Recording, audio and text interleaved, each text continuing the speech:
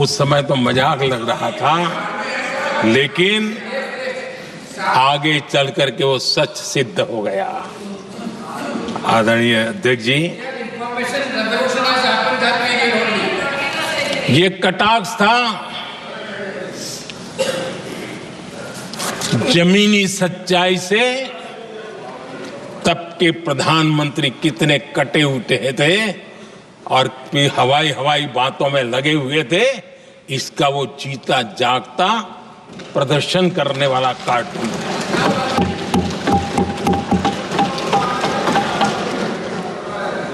आदरणीय अध्यक्ष जी, जिन्होंने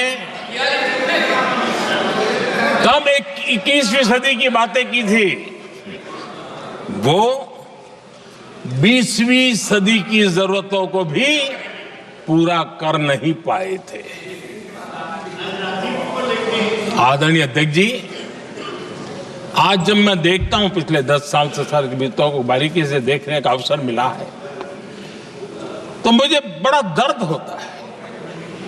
हम 40-50 साल लेट हैं, जो काम 40-50 साल पहले हो जाने चाहिए थे। और इसलिए ये साल जब 2014 से देश की जनता ने हमको सेवा का अवसर दिया, हमने ज्यादा से ज्यादा युवाओं पर फोकस किया। हमें युवाओं की आकांक्षाओं पर बल दिया। हमने युवाओं के लिए ज्यादा अवसर बनाए। हमने कई क्षेत्रों को खोल दिया और जिसके कारण हम देख रहे हैं, देश के युवा अपने सामर्थ्य का परचम लहरा रहे हैं। देश में हमने स्पेस सेक्टर को खोल दिया, डिफेंस सेक्टर को खोला, सेमीकंडक्टर मिशन लेकर के आए, इनोवेशन को बढ़ावा देने के लिए अनेक नई योजनाओं को हमने आकार दिया। स्टार्टअप इंडिया इकोसिस्टम पूरा डेवलप किया। और इस बजट में भी आदरणीय अध्यक्ष जी, एक बहुत महत्वपूर्ण निर्णय हुआ है। 12 लाख की आय पर इनकम टैक्स की माफी। ये समाचार इतना बड़ा बन गया कि बहुत सी महत्वपूर्ण चीजों पर अभी भी कुछ लोगों का ध्यान नहीं गया है। वो महत्वपूर्ण निर्णय हुआ है। हमने न्यूक्लियर एनर्जी सेक्टर को ओपन कर दिया और इसके दूरगामी सकारात्मक प्रभाव और परिणाम देश को देखने के लिए मिलने वाले हैं। आदरणीय अध्यक्ष ji, AI, 3D printing, robotics, virtual reality की चर्चा हम तो गेमिंग का भी महात्मा क्या होता है, इसके लिए भी प्रयास करने वाले लोगों में से। मैंने देश के नौजवानों से कहा है कि दुनिया का गेमिंग क्रिएशन का, क्रिएटिविटी वर्ल्ड का कैपिटल भारत क्यों न बने। और मैं देख रहा हूं बहुत तेजी से हमारे लोग काम कर रहे हैं।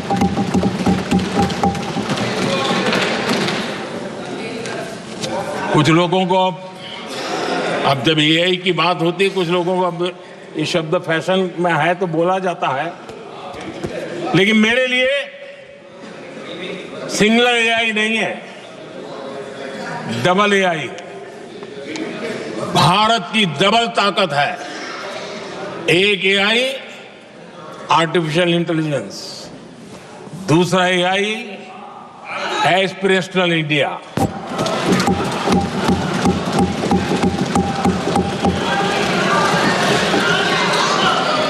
हमने स्कूलों में 10,000 टिंकरिंग लैब्स शुरू किए और आज उन टिंकरिंग लैब से निकले बच्चे रोबोटिक्स बना करके लोगों को चकित कर रहे हैं। और इस बजट में 50,000 नए टिंकरिंग लैब्स उसका प्रावधान किया गया। भारत वो देश है जिसके इंडिया एआई मिशन को लेकर के पूरी दुनिया बहुत आशावादी है और विश्व के एआई प्लेटफॉर्म में भारत की मौजूदगी एक महत्वपूर्ण स्थान प्राप्त कर चुकी है।